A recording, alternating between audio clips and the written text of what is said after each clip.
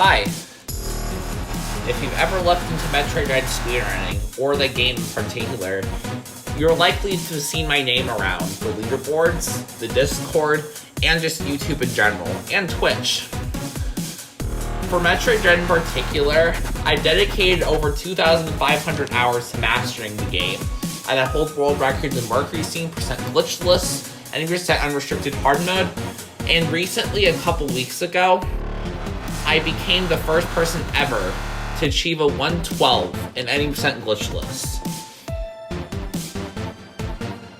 But this video isn't just about times and categories. It's about the road that brought me here. A journey filled with passion, frustration, loneliness, and above all, strength. Speedrunning saved me, not just because it gave me a goal or routine, but because it gave me a purpose of when I felt unseen in so many other parts of my life. These other parts of my life I will be explaining a little bit later, but first I would like to tell you about speedrunning and what it really means to me. When I started grinding Dread back in mid-2022, I had no fancy gear, no shortcuts, and no fame. What really got me into it was the idea of lowering your times and being better than yourself, and just beating the game faster. That's what really drew me to this hobby and why I've been doing it for so many years. What I had in speedrunning, even early on, was persistence. A stubborn refusal to quit. During my speedrunning years and grind, I would reset specific tricks hundreds of times. Like grinding strats like Adam Save Skip, Glitchless Early Ice, Screw Attack Short Boost, and Big Artaria Skip. It would take a lot of trial and error and learning, and when something didn't work, I'd have to lab out setups to see what would work for me. These were not easy tricks, and a lot of people would avoid them or spend a while on them because they can be inconsistent or very risky to pull off. But for me, these were the key to real improvement. These were my secret weapons. These tricks were like on some of the most difficult tricks in the game, and you had to get good at them. For instance, you can take Saz one trip. It's one of the most demanding movement segments in the entire game. I use a setup that involves using a mechanic called map lag to abuse another in-game mechanic called delta time to gain extra frames upon storing, allow me to store shine sparks with incredible precision. The thing about map lag, why it makes Screw Attack Short Boost easier, is that basically the way Screw Attack Short Boost is designed is that you're trying to charge a shine spark on a 15 tile ledge. That is the bare minimum for a short boost. Map lag allows maybe an extra tile to a tile and a half of lenience, because here's the thing. Basically, map lag just gives you extra frames, and it's an extremely powerful mechanic. Saz one trip is not just a difficult trick, it's a beast and one of the hardest tricks in any % no major glitches that just demands perfect timing down to the frame. Map lag makes this easier, of course, but here's the thing. If you make one tiny mistake, the entire trick falls apart. You can't do true Saz one trip. You have to hit it like on your first try. Otherwise, you're losing a ton of time. I would practice tricks like Saz one trip, backdoor flash, crate single wall jump, glitchless early ice. I'd practice even pseudo waves until I could get hit nearly every time, because I knew that kind of consistency was rare, especially on Screw Attack Short Boost, Saz one trip. That consistency gave me an edge only a handful of people had in the community, which is saying a lot, you know.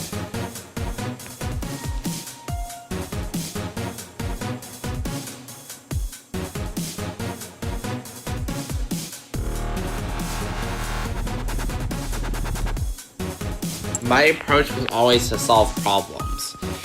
I refused to give up when I hit walls. When it was discovered by the Dread speedrunning community that Metroll could help with better flash cancels and make them more lenient, I would practice SAS one trip relentlessly. Better flash cancels are what let Samus slide backward and add extra distance to her speed boost, shaving crucial frames. When I say flash cancels, I will literally perform a quarter circle on my controller, on the stick input, and then I will actually cancel the flash hit, and then Samus ends up dragging back, which allows her to gain extra distance to her speed booster, shaving crucial frames. For me, screw attack, short boost, and Metroll weren't just minor tricks. It was a philosophy of precision, determination, and creativity. These were also, what I just said about that is that this was also for other tricks like Adam's safe skip and the big time saves and glitchless early ice and glitchless early space and crate single wall jump and a lot of tricks in the run that I had to do. I love the challenge of finding solutions and labbing out easier tricks or setups that no one else had even dared to try yet. And I ultimately trusted my instincts to push beyond the limit. And what I mean by trying to find other solutions, sometimes the setups that everyone else could use did not work for me, notably backdoor flash. So I eventually, throughout time, I found a consistent setup to not knock the shutter plate. I found a consistent way to do screw attack short boost. Because here's the thing.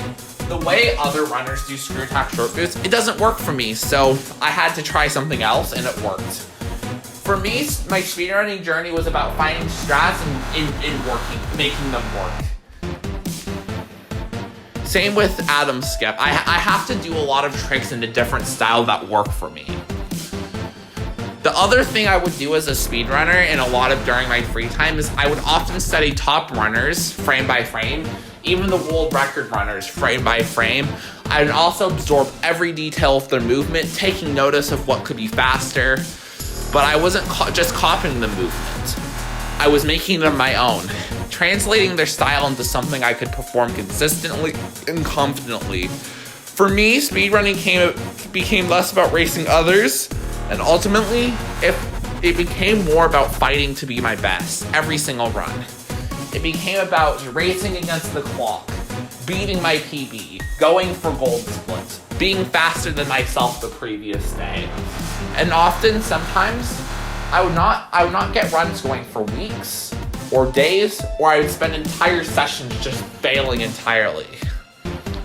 But the thing is, with all the failures came successes. My 109 80% no major glitches was more than just a number. It was the result of everything that I poured into this game. Hours upon hours of study, sessions of frustration and focus, dozens of failed attempts at that second try SAS. When I finally did get screw attack short boost on my second attempt, it felt like validation. Proof that the grind was worth it. This also says a lot. Like, here's the thing. You are going to be experiencing a lot of frustration. Not sure if I just repeated myself there, but oh well.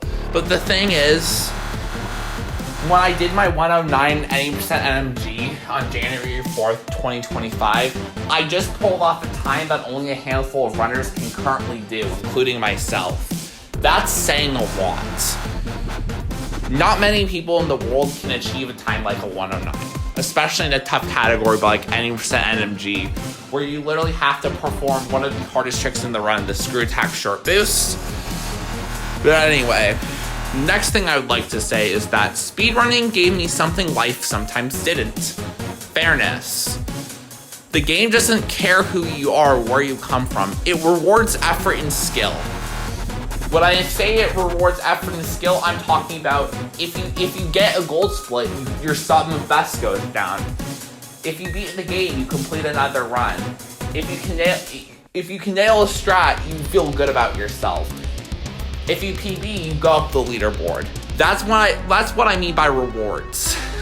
And for me, that was powerful. Speedrunning Dread became a safe space, a very safe space where I could measure myself honestly and rise on my own terms, unlike the other previous areas in my life, which we'll actually discussing in the next parts.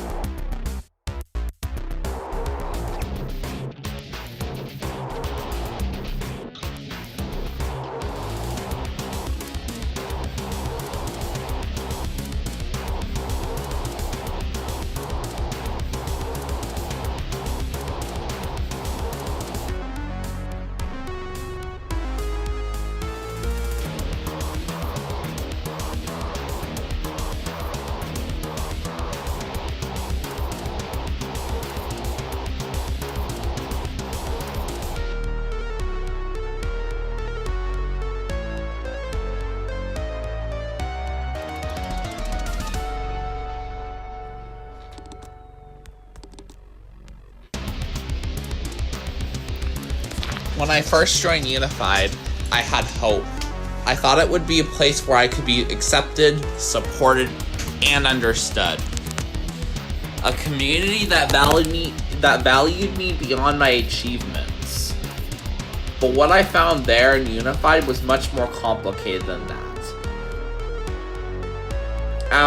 After a lot of time had passed, I found Unified to be a place filled with mixed signals, a lot of microaggressions, and ultimately unspoken barriers that made me feel isolated, despite being surrounded by people. One of the hardest parts that I would face of Unified was the microaggressions. I would often have these two girls, or people in general, keep saying to me, "Have a safe body," when I was upset. On the surface, it sounds like caring. But when it's repeated over and over, especially when you don't feel safe at all, it begins to feel like a brush off. It felt like no one really wanted to understand how I was struggling, or that my pain was more than something to be kept safe.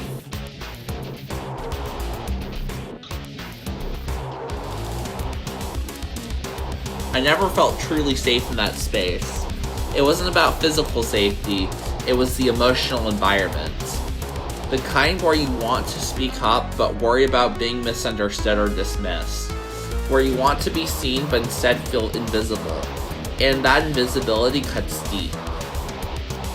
People would often tell me good job for achievements that I poured years into perfecting. For instance, one of those achievements was my 116 90% glitchless and my 109 90% MG. At first it seemed nice, but the more it happened, the more patronizing it felt. It was as if they were congratulating a child for a small task, not recognizing the blood, sweat, and tears behind it. I felt like my work was being watered down and that I wasn't really being acknowledged as the person who earned it. Even more hurtful messages were the messages I was interpreting as telling me not to be autistic or telling me not to be myself, as if being autistic was something to erase or fix. That kind of language, even if unintentional, felt like a rejection of who I am at my core. It made me question if people truly accepted me, or if they only wanted a version of me that fit their expectations. One instance during Inclusion Week, when the community talked about diversity and acceptance for autism awareness, I didn't feel represented. My autism felt generalized into stereotypes, not understood for the unique reality every day. Especially during the time, they did autism awareness at my school. They promoted sensory needs, fidget toys, and noise-canceling headphones. To me, that created a narrative of how autistic people operate, but in reality, it didn't felt true to me, and it felt like a big lie. And because of that, my autism felt generalized into stereotypes, not understood for the unique reality I live every day. All it was to me was performative allyship. People saying the right words, but not doing the deeper work needed to really include and advocate for people like me. I've even had a lot of experiences of some people try to be my friend, but I often would find and detect people not trying to do genuine involvement in advocacy or understanding. These friendships I would often find at Unified practice was surface level, without the substance to create real change or connection. In fact, I would often experience a lack of follow-through with a lot of these people as well, which was one of the big red flags for me. Which meant to me, and what happened was people were happy to hang out casually, but they were not willing to do the emotional labor of learning, listening, and advocating for disability rights. I often would pick up cues that I noticed that many didn't take the time to understand people with disabilities, treating sensory needs or the use of fidgets like novelties rather than necessities. Like I mentioned before, this in particular was a big red flag to being part of Unified. And the other red flag is it created a narrative and it really generalized me and my experiences. To me, it felt like my needs were seen as quirks, not real parts of my life that required respect. A lot of this actually made me feel small, unseen, and exhausted. It's hard to be in a community that says it's about inclusion, but repeatedly makes you feel like an outsider, which is what I was feeling a lot during the 2 years that I struggled out of the 3 that I actually went to. 2/3 of 2 years I would struggle with this. I wanted to believe Unified could be different. I wanted to believe in the idea of community and family they talked about. So another thing I'd like to talk about is in Unified, I would often hear stuff like, we're family, or we include each other. To me, family means having your back, reporting, listening, standing up for one another. But I do not feel that Unified was really a family for me, but rather it just was, all it was everyone was just performative allies. That's how I see it.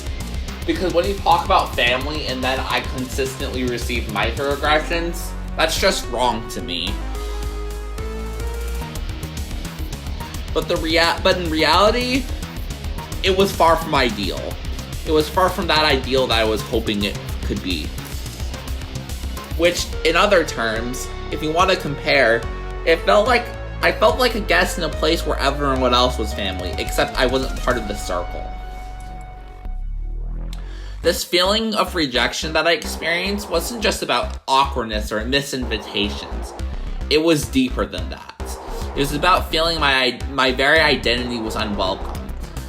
It was more than just struggling with social cues. And I not only was struggling with that, but I was fighting against ableism that felt ingrained in the culture of Unified sports. But here's the thing, that ableism wasn't obvious. Sometimes it was subtle. A dismissive comment there, a lack of empathy there.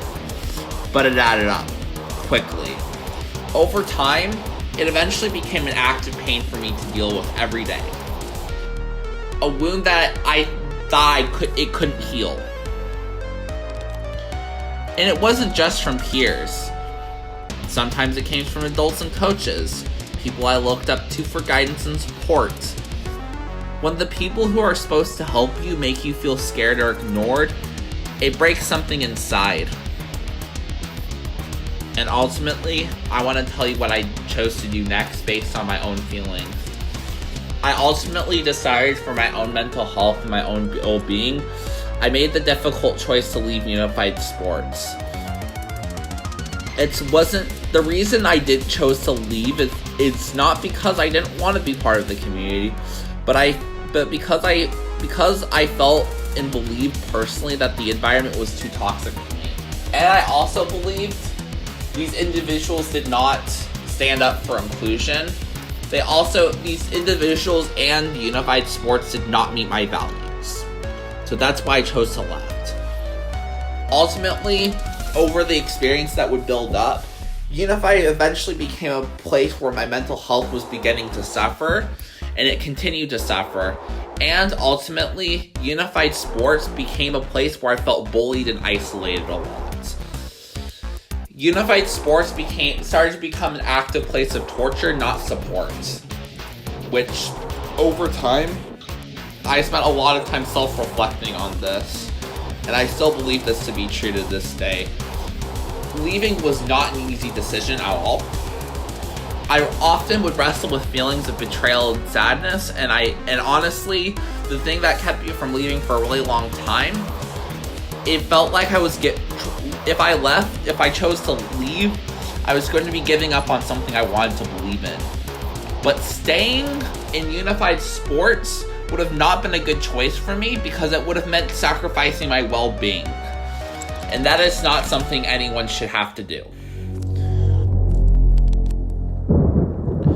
I still remember and carry all that pain from that experience over a couple years of doing it. The rejection of Unified, the rejection of Unified and friends, the lack of understanding that I would feel, and honestly, if I want to add something else, I want to add that I felt constant fear and anxiety to it. But I also carried a ton of strength. Strength that comes from knowing that I fought in a space that tried to diminish me, and yet, I survived. Unified wasn't the family I hoped for, but it taught me something vital. That my worth isn't defined by others' acceptance. That I have the power to choose where I belong. And that sometimes, the hardest thing you can do is you can choose to walk away for your own peace. This part of my story is important because it shows even in places that claim inclusion, ableism can persist quietly but painfully. It's a reminder that true inclusion takes more than words. It takes action, empathy, and real change.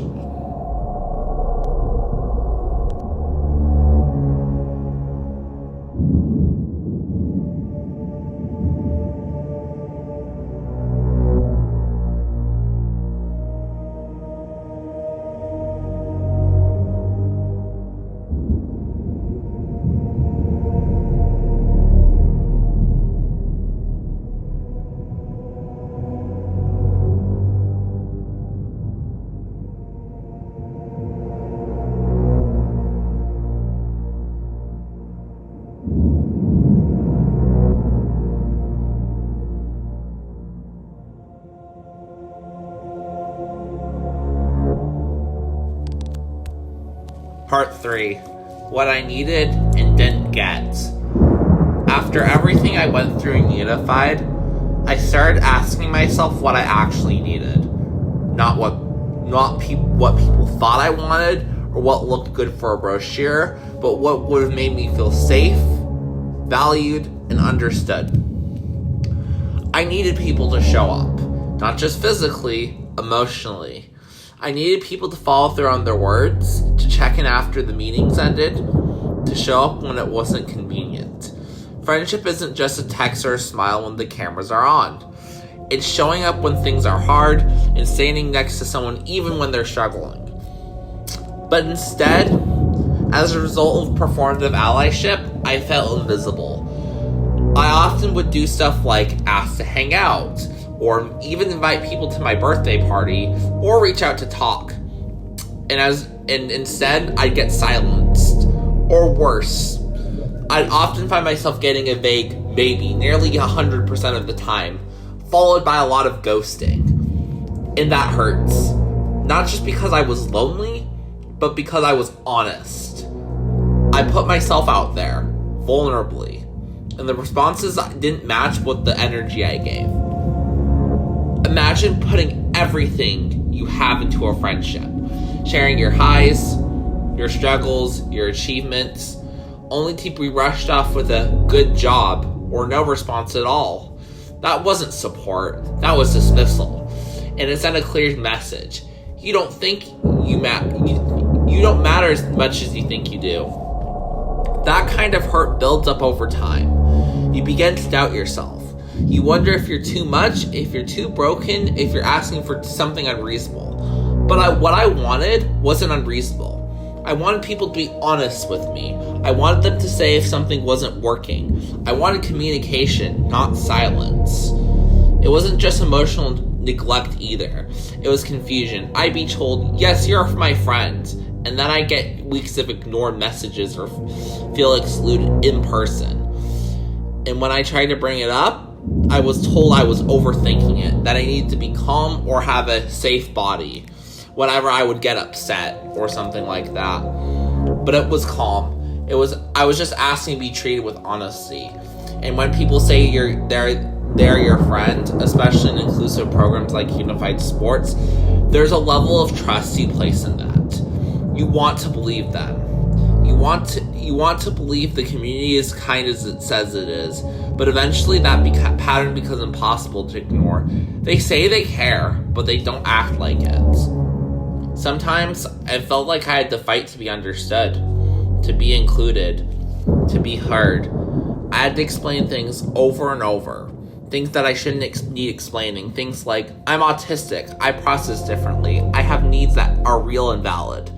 Not quirks, not extra, just real. But even then, even when I kindly explained I may have struggles, people refused to do the work. They didn't ask questions or read up to try to adapt. For me, I felt like I was expected to do all the adjusting, to smile through discomfort, to swallow my hurt when people joked at my expense, to brush off being ignored. It was exhausting. It made me feel like I had to shrink myself just to exist in that space. And while others got celebrated for doing the bare minimum, just showing up, just being present, it felt like I had to work 10 times harder to even be noticed. I was grinding speedruns for years, pulling off things no one else could. And still, the reaction was the same. Good job. No depth. No questions. No curiosity. Just a pat on the head and move on. Let's be clear. This isn't about needing applause or praise. This is about needing people to care. To see the full effort. The context. The depth behind what I do. Because for me, speedrunning isn't just a hobby. It's my language. It's how I express myself when words aren't enough.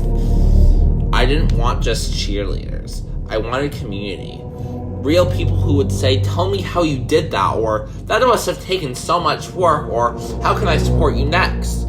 That is what I craved. Not hollow encouragement, not surface level friendship. Connection. I now know that I was never asking too much. All I was asking for was just the wrong people to hear it.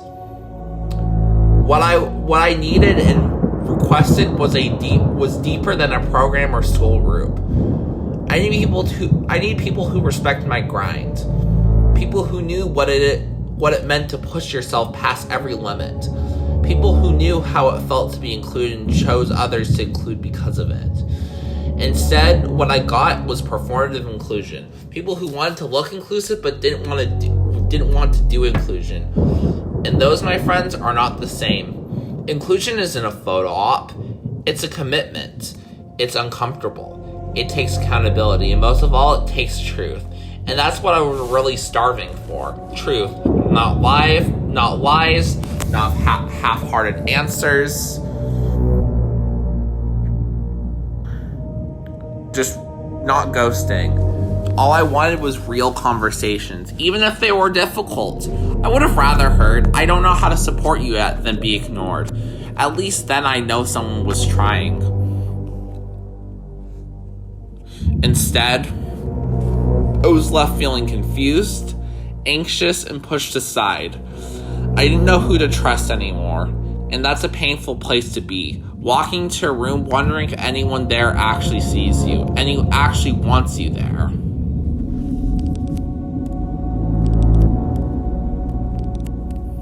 I felt like I had to keep running, like the SAX was chasing me. A metaphor that meant more than I realized. That fear, that flight, that survival instinct, it all became too familiar, and the only place I didn't feel hunted was in my gameplay, in my movement, in the space I carved for myself, frame by frame. I still remember the day I got my 116 any% glitchless. That day it was snowing. It was also Inclusion Week that day.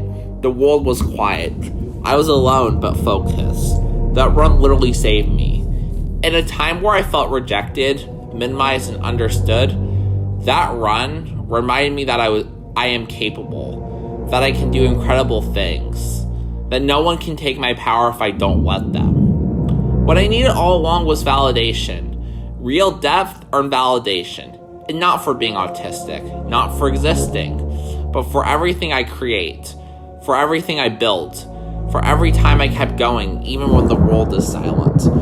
I don't need every person unified or in my school to understand me, but I need someone to try. And that effort, that's what was missing.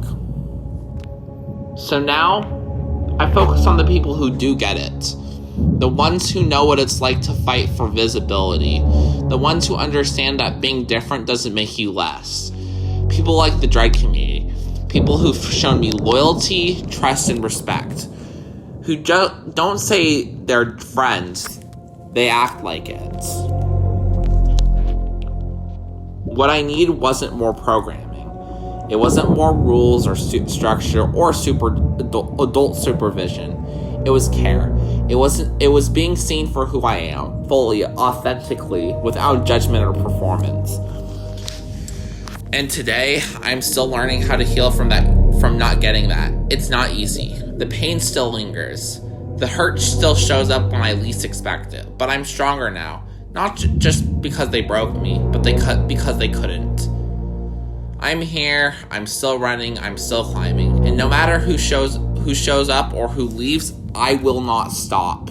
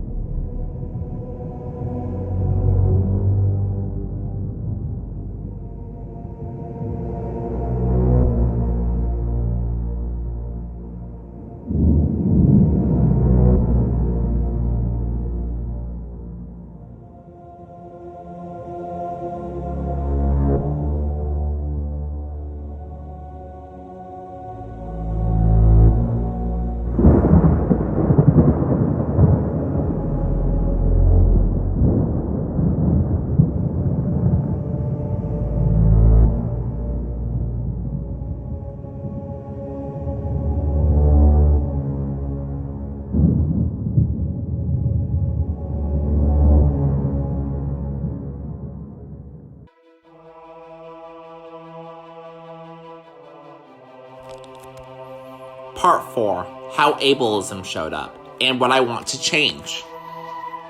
Let's honestly talk about ableism, because for a long time, I didn't even have the language to describe what was happening to me. I just felt it. It was like walking into a room and feeling like everything about me was a little too loud, too much, and yet at the same time, completely invisible. I've had people in Unified say things to me like, have a safe body, or let's stay calm. And I know those phrases are supposed to sound supportive, but they didn't feel that way. Not when they were used to silence me, to avoid my emotions, or to dismiss what I was trying to express.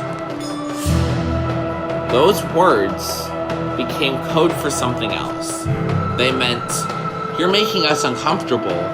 They meant, mask more, shrink more, don't be so obviously autistic. That's not inclusion. That's the policing behavior to fit an environment that wasn't built for me in the first place.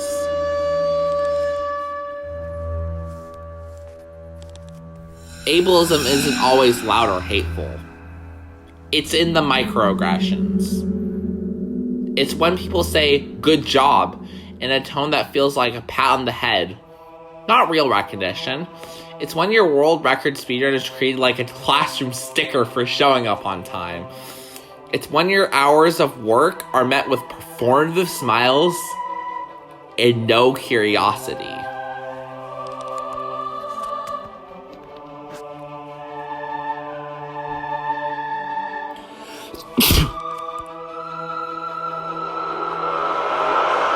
It's when people want the idea of you, the inspiring autistic person, but not the actual you. The you who gets frustrated. You who has boundaries, who feels deeply, who needs processing time, who thrives with structure and breaks with inconsistency, who wants connection, not pity. Ableism was when people used friendship as a shield. They said we were friends, but didn't include me. They said we were equals, but treated me like someone to manage, someone to supervise, someone who was always on the verge of being too much. I was either ignored or handled. And to my friends, that is exhausting. Because what would happen to me is that I would often have friends tell me like they were my friends, and like, but yet they wouldn't even get back to me or contact me, and it got exhausting for me. And it's like,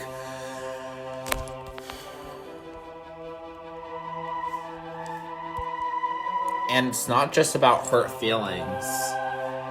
This is deeper. Ableism cuts into your sense of self.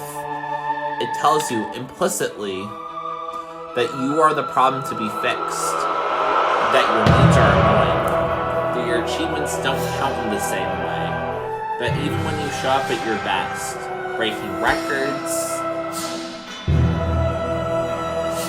doing the emotional labor, asking for help with kindness, you're still not safe enough. There were days I didn't even feel safe in the Unified room.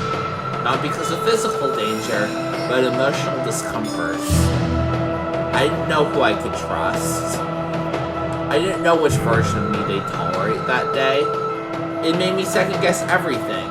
My posture, my words, even my excitement when talking about something I loved. And that's what chronic ableism does. It makes you internalize doubt. You stop asking, did they hurt me? And start asking, am I the one who caused this? I remember when I started picking up on it. The energy shifts. The way people respond to me compared to how they treated each other. I was praised for things that weren't even praiseworthy. Then overlooked when did things no one else had even tried. My 112 and 90% glitchless, the first ever, and all I got was a good job. That's just not a small thing. That's history right there. And it was brushed off like a classroom sticker. Not just my 112 was going to be brushed off if I had said anything, but my 109 90% glitchless, my any of my achievements, my 46-second Raven Beat kill time, any of my records are insane PBs that I've achieved. Like, and and yet all of it was brushed off like a classroom sticker, like it was so unimportant. And that's when it clicked. They don't see me. They see what they expect me to be. And when I step outside of that, when I show complexity, emotion, or depth, it doesn't compute. And I get shut down. I've been in spaces where kids are happy to hang out until it comes time for accountability, for real advocacy, for change. I've watched people post about Inclusion Week while refusing to engage with autistic voices the rest of the year. I've seen fidget toys handed out in classroom while neurodivergent students are punished for stimming. That's performative. That's shallow. And also what I'd like to talk about next is you don't fix ableism with a slogan. You fix it by listening, by making space, and changing the system. What you also do is one of the things that I also notice is that when they would promote sensory needs like fidgets or noise-canceling headphones, it created a narrative in that it generalized all autistic people. It generalized my needs without even beginning to listen to my pain, my struggles, and my own story. But here's the thing, fixing the system's uncomfortable, but it's hard. But that's the work right there. The thing is, you don't get to call yourself an ally and void that part. Inclusion Week, for me, was one of the most alienating experiences for me. I should have felt seen, but I didn't. I felt reduced. The other thing I felt like is I wanted to hide from it because it was deeply offensive for me. And yes, I did hide from it because I felt like Inclusion Week was a twisted version that was ableist. The other thing that I felt is that my autism wasn't represented as mine. It was represented as a vague, watered-down stereotype, the fun, quirky kind. The kind that doesn't take up space, doesn't challenge norms, doesn't need anything. That's not me. That's not real. And it made me feel like the parts of me that are still intense, emotional, and passionate, or even overwhelmed, were too much. Again, still. And what about the follow-through? So many promises were made. So many ideas were floated. Let's make sure he feels included. Let's do better. But nothing happens. No change. No hard conversations. No zoo systems. Just silence. And silence is an answer. It says, we're not willing to do what it takes. We like the way things are, as long as we look inclusive. We don't want to be challenged. We want comfort. And that comfort comes at the cost of someone else's safety. My safety. I remember the first time I realized I was starting to emotionally shut down around the group. I used to walk into that room with hope. By the end, I was entering in fear, bracing myself, watching every word, avoiding eye contact, not out of anxiety, but because I knew I wasn't a space built for me. And that's why I left. Not out of drama.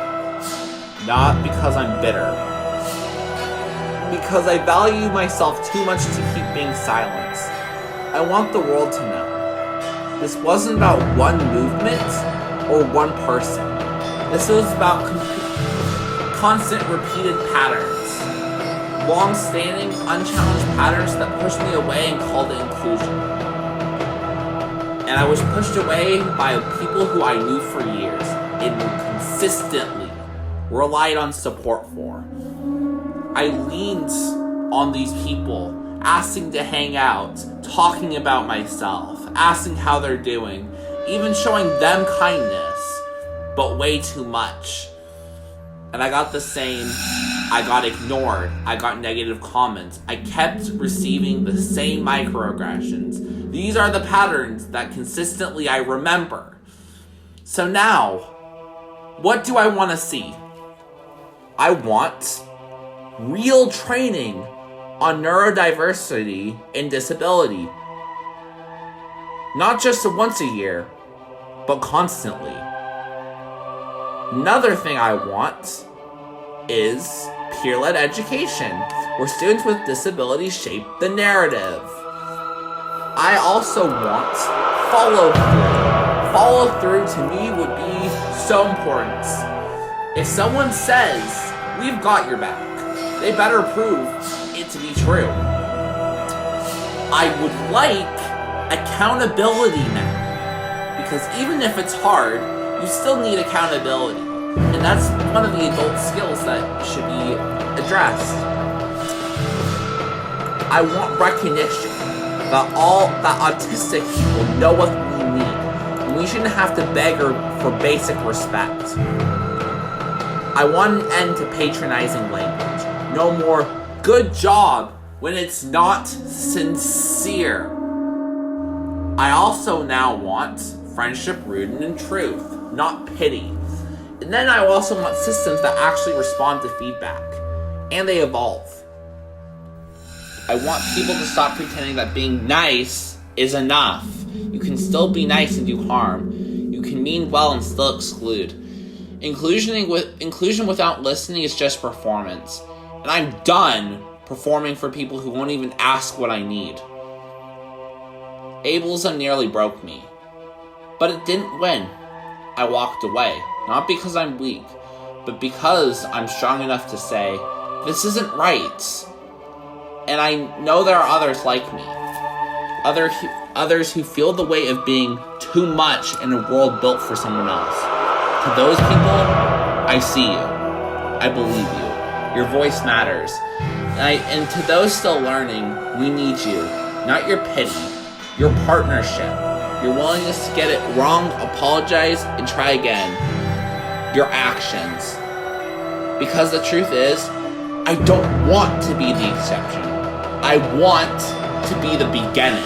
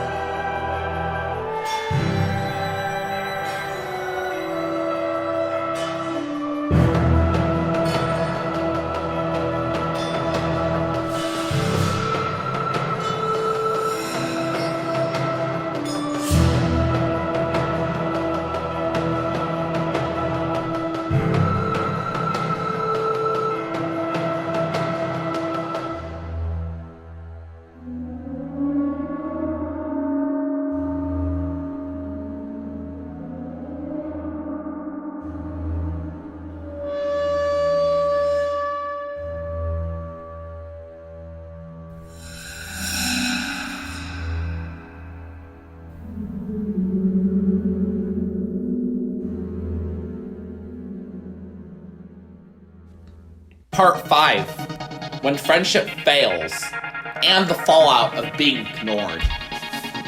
This part is really difficult, because it's about something I wish I didn't have to say.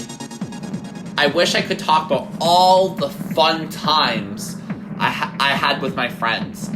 The people who said they cared, who claimed they'd be there for me. But instead, I'm here to talk about how all fell apart.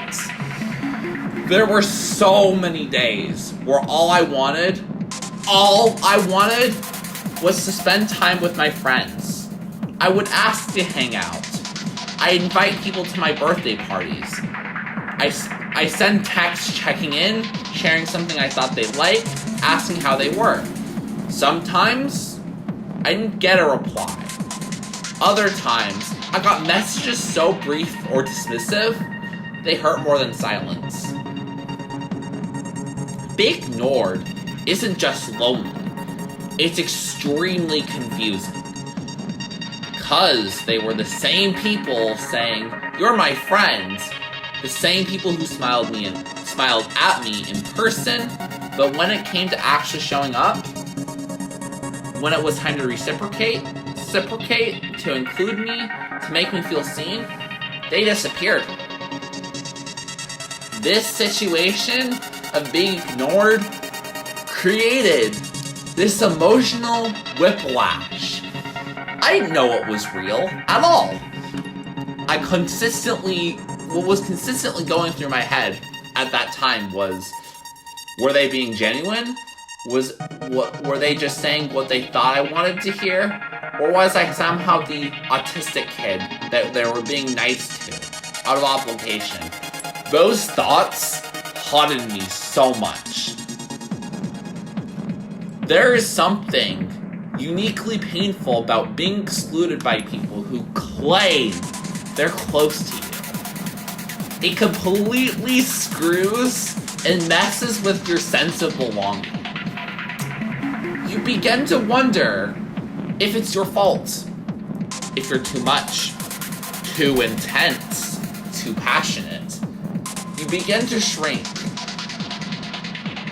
And then you begin to stop reaching out because you're afraid of another silence, another no, another non-response. But that shrinking, that isn't who I am. That's not who I want to be. The truth is, I love deeply. I very well and very deeply connect through very well shared experiences. And when I invite someone into my life, especially when I open up about my struggles, that's not something I do just plain casually. So when those emotions don't hold, it cuts deep. I kept thinking, did they really mean it? Were we actually ever friends? Or was I just tolerated? And it wasn't just that they didn't respond. It was how they didn't respond. Sometimes I share about something deeply meaningful to me, something personal, or just something else. Something, for instance, like a new personal best, or a milestone I would hit, a vulnerable thought, a difficult feeling, and the reply for those would be something like, "Good job," or "Of course." No engagement at all. There was no even real acknowledgement in the first place. All it was to them was a phrase. The phrase, "Good job," started to feel like a knife. It wasn't recognition. It was plain, awful, grody dismissal, dressed up as encouragement. Especially when it came after something like a 109 90% no major glitches with the second try screw attack short boost. I worked about a month for that. I trained on screw attack short boost and I would lose runs to Saz every day. That moment should have been celebrated, and I should have been recognized as a top player. But instead, to these people, it was minimized. And the worst parts, I couldn't even talk about how it made me feel. Because when I tried to express it, I got told to stay positive or to calm down. More silencing, more invalidation. It was like I wasn't even allowed to feel hurt for that. At one point during my Unified experience, I was mentally breaking down after and before Unified meetings. It felt like I was walking into a group where no one really saw me. Just an idea of me. I felt trapped between the fear of being alone and the fear of being around people who didn't actually care. I don't think people understand how deeply that contradiction cuts. You're constantly gaslighting yourself. They're nice to me sometimes. Maybe I'm being too sensitive. But it's not about being sensitive. It's about being dismissed. The more I asked about real connection, the more I felt distance. And eventually, I realized something. These people didn't hate me. They just didn't prioritize me. It was not a priority to them. My wins, my grief, my confusion, all of my attempts I put in. None of it mattered if it required effort on their part. That realization was heartbreaking. Because I was always showing up for them. I was so kind. I was extremely supportive of these people. I tried to my absolute hardest to include them in my world.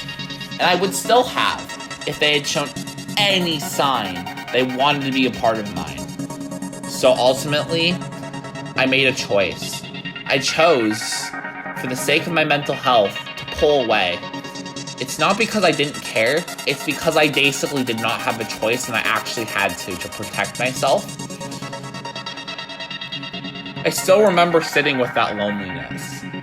That feeling like everyone else had a community, a network, and a support system. And I had my controller, my run, my practice, my own voice in my head. It wasn't just emotional pain. It was a lot of isolation that begun to feel physical. My thoughts and heart felt heavy every day. I walked into that space and it felt like I was treated like a background character. I would be terrified just walking into rooms. Not because of anything overt, because I knew I didn't matter to the people in them.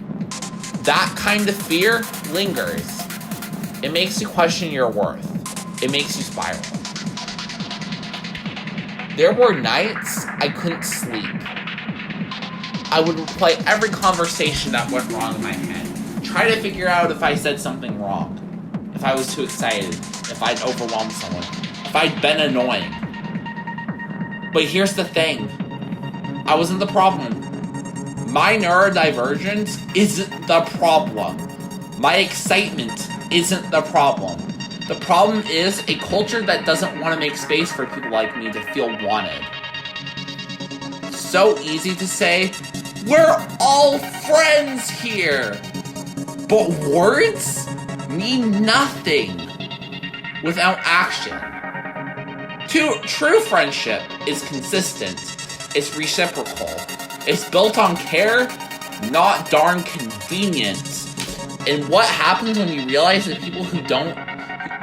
What happens when you don't realize that people who were supposed to support you just don't? And that is when I decided I would stop showing up to Unified. It's not because I gave up, but it's because I knew I deserved more. Because continuing to put myself in that space was emotionally damaging. I was choosing survival above all else. Some people might say, that's dramatic. No, it's real. It's protective. And to be honest, that's honest. When people talk about inclusion, they rarely talk about what happens after. After the pictures. After the campaigns. After the slogans. What happens when you're left alone in a group that promised belonging but never delivered? I'll tell you, You leave. You pick up your strength.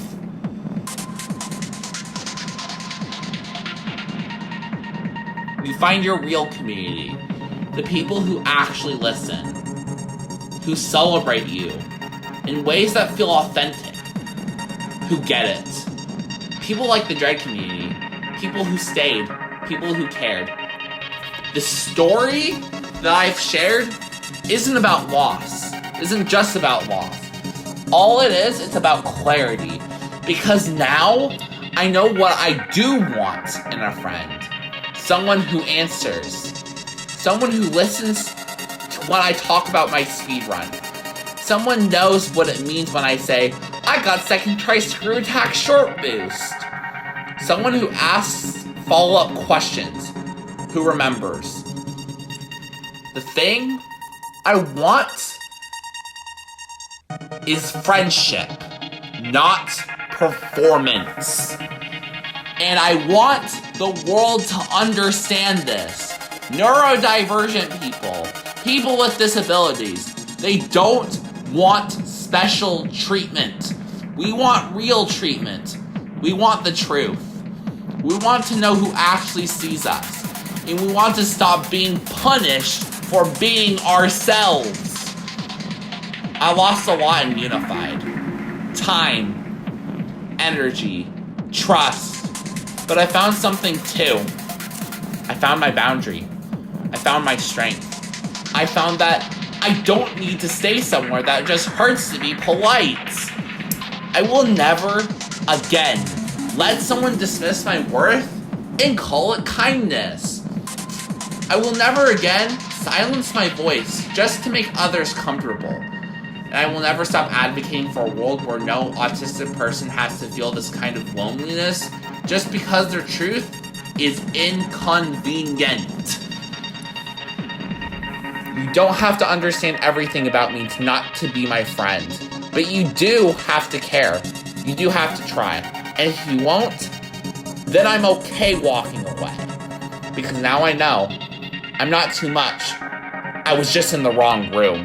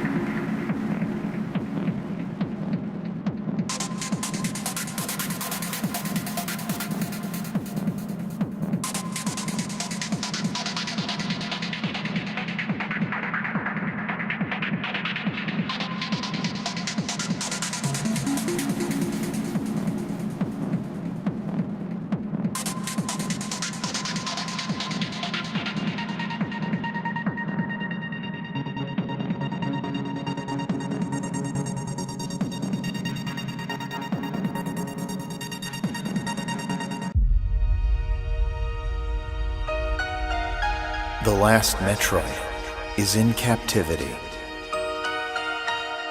The galaxy is at peace. Part 6. Tribute to Chloe Neprock, the person who helped me believe in myself. There's someone I haven't talked about yet. Someone who shaped my journey in ways I will never forget. Chloe Neprock, this part is for you. You probably don't realize the full impact you had on me. Or maybe you did. Maybe your way of seeing them, really seeing them, was your gift all along. You were one of the few who made me feel like I wasn't just a background character other people. You didn't treat me like I was someone to be managed, silenced, or tolerated. You treated me like a person, a friend, a fighter, someone worth believing in. Back when things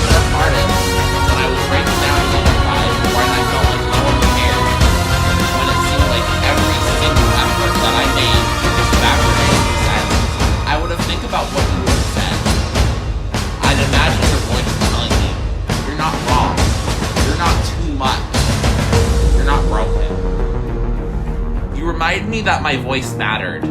You helped me feel like I wasn't alone in the world, even when the rest of it made me feel invisible. There's something sacred about that kind of support. It's rare, it's irreplaceable, and I carry it with me. I remember how I used to walk into those spaces terrified, scared of saying the wrong thing, scared of being misunderstood, of being judged, of being brushed off again.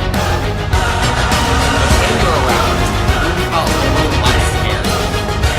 I could breathe a little, speak a little more. You never tried to fix me. You listened to me. You heard me.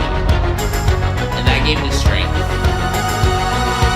In so many ways, you were the opposite of everything that made Unified feel painful. Where others silence, you validate. Where others dismiss, you celebrate. Where others patronize, you honor. You never made me feel small for me. You never didn't tell me to use a safe water when I was overwhelmed. You didn't give me shallow playground. You saw my effort. You saw the weight I carried. You responded with compassion, not control. And you were consistent. You weren't just a nice person on the surface. You were someone who stayed behind the same behind closed doors. There was no mask, no performative allyship. Chloe, you were the real thing. And when things got hard, when I wanted to give up, when I felt surrounded by people who didn't understand or care, I would think about you. Very often. Think about you every day, whenever I had a barrier struggle. I'd think to myself, what would Chloe Nutbrock want me to do? Would she want me to stay where I was hurting? Or would she tell me to stand up for myself and fight back? And that's when I made the choice to leave. I left Unified not because I was weak, but because I knew where you wanted me to stand up for myself. To protect my peace. To choose a path where I could breathe again. You helped me understand that leaving a toxic space isn't quitting, it's reclaiming. Even now, when I feel doubt or fear, I remember the way you supported me. That memory helped me ground myself. It reminds me that empathy exists. That not everyone sees me as too complicated or difficult. That there are people in the world like you who just get it. You inspired me to keep going. You inspired me to speak my truth, even when it was messy. You even inspired me to create this video, to speak about my experiences, to spread awareness about all the ableism and microaggressions that I face. In fact, you also inspired me to value my identity, even when others didn't. When I think about everything I've accomplished, the 109 and 80% MG, the 112 and 90% glitchless, the innovations in movement, the thousands of hours of grind, I wish I could tell you in person. I wish I could show you the run and watch your face light up the way it always did when you genuinely celebrated someone. Because I know you understand the magnitude of those achievements. I know you'd ask questions. I know you listen. And I know you'd be proud, truly proud. This tribute isn't just a thank you. It's a reminder that people like you changed lives. You changed mine.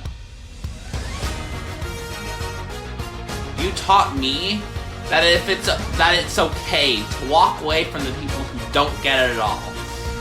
You taught me it's okay to walk away from the people who are performative allies, people who constantly give me those microaggressions, People who don't understand how hard it is. You taught me it's okay to want more than a good job. In fact, Chloe Nutrock, you also taught me that there's nothing wrong with the way I feel things deeply, love passionately, and express myself truly. You taught me that real friendships don't punish you for being vulnerable. They reward you for it.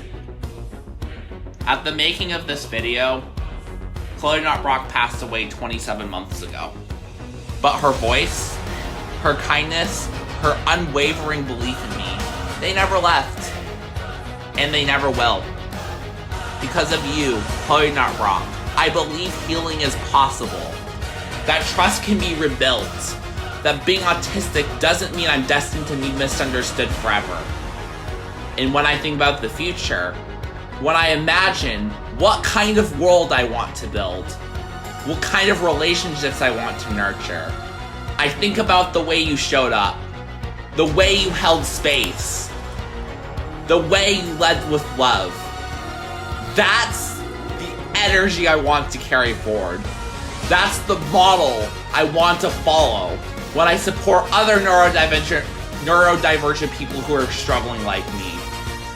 Chloe Nutrock, you are more than just a friend. You are a lifeline. Even if we can't speak anymore together, even if life has moved us in different directions, your impact is permanent, and I'll honor it every time I speak my truth. Every time I stand up for myself. Every time I make space for others to feel seen. Chloe Nutrock, you reminded me that my voice was powerful, and that I should never let the world take it from me. So thank you, Chloe Nutrock. Thank you for believing in me, for reminding me who I am, for being the kind of friend this world needs more of. You gave me the courage to walk away from what wasn't right, and you gave me the courage to walk away from straight up ableist injustice, and to walk forward toward the future where I can fully be myself. This entire video, this whole project, is dedicated to that future. And to you.